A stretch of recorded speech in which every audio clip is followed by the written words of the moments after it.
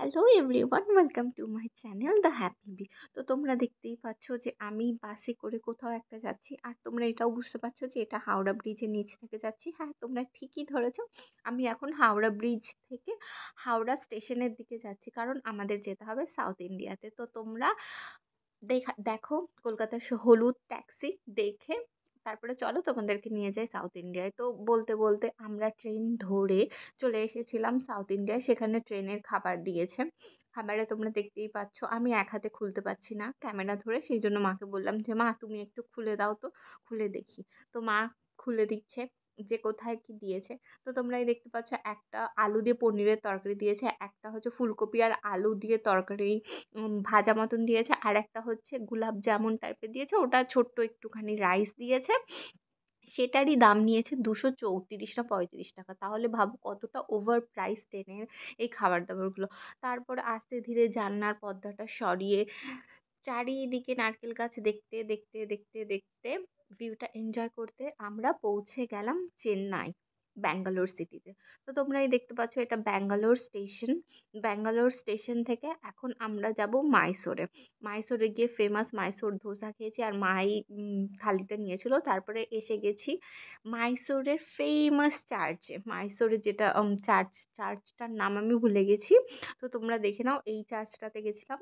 চার্চের ভেতরে একটা কেভ টাইপের ছিল, সেই কেভের মধ্যে যীশু খ্রিস্টের একদম ছোট জন্মানো থেকে ক্রুজে বিদ্ধ করা পর্যন্ত বিভিন্ন রকম ছবি দিয়ে তারা পোর্ট্রে করে দিয়েছে কিভাবে যীশু খ্রিস্টের লাইফটা ছিল। যেরকম আমাদের থাকে না, সেরকম ওই চার্চে বর্ণিত করা ছিল যে যীশু খ্রিস্টের লাইফটা কেমনভাবে এগিয়েছিল। তো তোমরা দেখতেই পাচ্ছ বিভিন্ন রকমের ছবি দিয়ে। এখানে নো ফটোগ্রাফি অ্যালাউ ছিল না, আমি তাও ফটোগ্রাফি করেছি।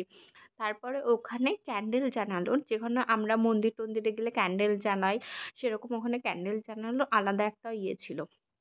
চার্চটা এত সুন্দর ছিল বলার মতো না। আর চার্চের এই নিচ থেকে বেসমেন্টে যাওয়ার একটা সিঁড়ি ছিল, ওখানে তো ফটোগ্রাফি একদমই অ্যালাউ ছিল না, সেই জন্য ভিডিও করতে পারিনি। তারপরে আমরা ওখান থেকে চলে গিয়েছি মাইসোর জুতে। জুতে এত সুন্দর সুন্দর অ্যানিমেল ছিল, কিন্তু সত্যি কথা বলতে মানে লায়ন আর টাইগার গুলোও মানে খেতে না পেয়ে রোগা হয়ে গেছে না কি হয়েছে আমি জানি না, মানে ভীষণই ভীষণই রোগা ছিল। তোমরা হয়তো দেখতে পাচ্ছ, যদিও বা আমার ফোনের ক্যামেরা অতটা বেশি ভালো না, সেই জন্য অত সুন্দর করে ক্যাপচার করতে পারিনি, বাট তাও তোমরা দেখতে পারছো যে কত রোগা ছিল। তার মধ্যে এখানে হচ্ছে এক রকমের মাংকি ছিল, যেগুলো লেজে না স্ট্রাইপ মতন দেওয়া ছিল।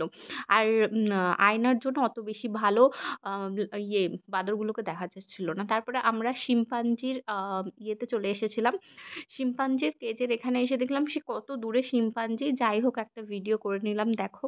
তারপরে আমরা এসেছি টাইগারে। তুমি রয়্যাল বেঙ্গল টাইগারটাকে তোমরা সবাই দেখো, মনে হচ্ছে দুর্ভিক্ষ লেগেছে, ও এত রোগা এত সরু বলার মতো না।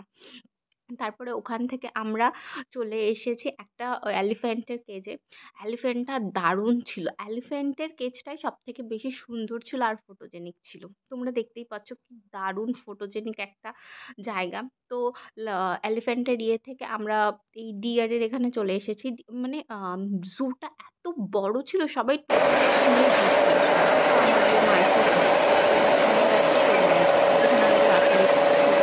তো তো চেন্নাইতে ফিরে এলাম। চেন্নাই থেকে ফিরে এসে মা আমাকে মানে যেটা আমরা সবজি বলে থাকি সেরকম সবজির বাজার, সবজি মাছ সব রকমের জিনিস যেরকম ভাবে মার্কেট করে নিয়ে যেত। সুন্দর ওরা বলি সুন্দর ছিল মার্কেট।